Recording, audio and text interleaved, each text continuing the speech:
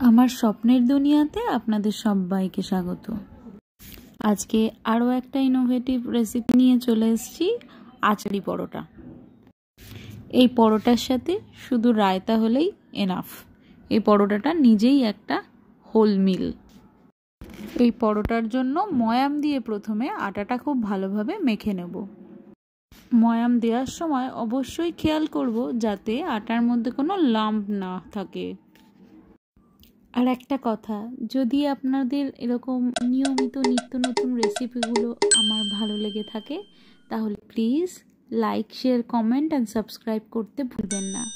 আপনার একটা ছোট্ট লাইক, ছোট্ট শেয়ার, ছোট্ট সাবস্ক্রাইব আমার কিন্তু একটা সাপোর্টের কাজ করে, আমাকে আরও মোটিভেটেড করে। ভালো করে ময়াম দেওয়া হয়ে গেছে, এবার আটাটা সুন্দরভাবে মেখে রেখে দেবো।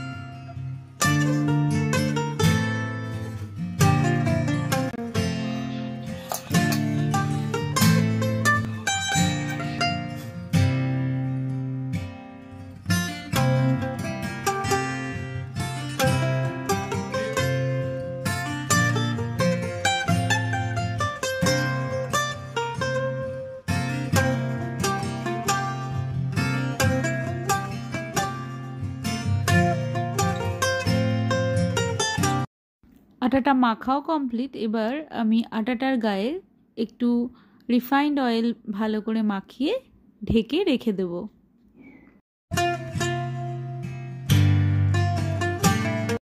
এতে করে পরোটাটা ভীষণই সফট হবে।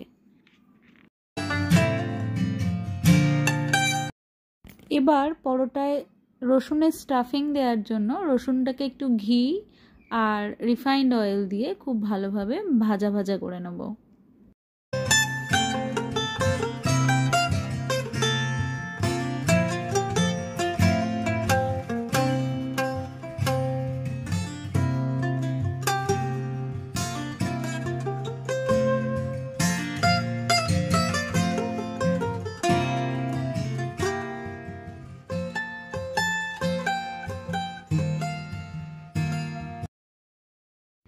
যেহেতু পরোটাটা অবশ্যই রসুন আর আচারে, তাই সবসময় খেয়াল রাখবো আচার আর রসুনটা যে দুটো মেন ইনগ্রিডিয়েন্টস, এই দুটো যেন ঠিকঠাকভাবে ঠিক পরিমাণে থাকে। আর এই পরোটাটার মধ্যে কিন্তু রসুনটা কুচিয়ে দেব না। আমি জানি অনেকেই হয়তো এই ভিডিওটা দেওয়ার পর বলতেই পারেন যে রসুনটা কুচিয়ে দিতে। রসুনটা কুচিয়ে দিলে কি হবে না, এর যে আর্দি ফ্লেভারটা রসুনের, সেটা অতিরিক্তভাবে এনহ্যান্স করবে, তাই আমি সেটা কখনোই চাইবো না। এই জন্যই এটাকে অ্যাজ আ হোল আমরা ইউজ করব।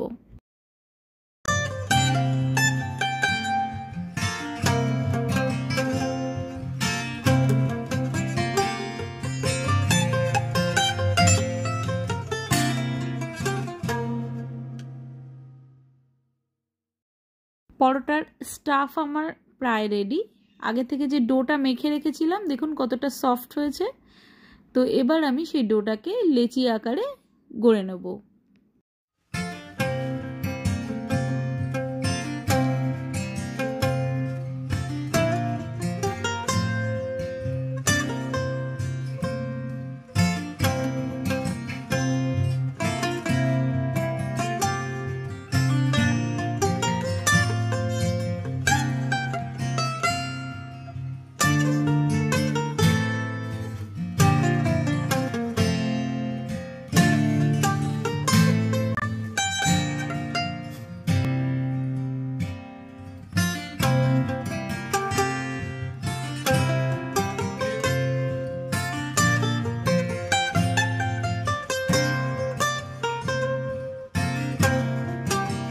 স্টাফটা প্রায় এই জন্যই বলেছিলাম রেডি, কি রসুনটা ভাজা হয়ে গেছিলো কিন্তু তখনও আমি আমের যে আচার সেটা এর মধ্যে অ্যাড করিনি। তো এবার মেন অ্যান্ড ফাইনাল ইনগ্রেডিয়েন্টস যেটা আর কি এই পরোটাটার মূল ইনগ্রেডিয়েন্টস, সেটা হলো আমের আচার। অবশ্যই আমের আচারটা আপনারা ঘরে বানানো আচার ইউজ করতে পারেন, আমি কিনে এনেছি। তো এবার আমি রসুনের মধ্যে এই আমের আচারটাকে খুব ভালোভাবে মিশিয়ে নেব।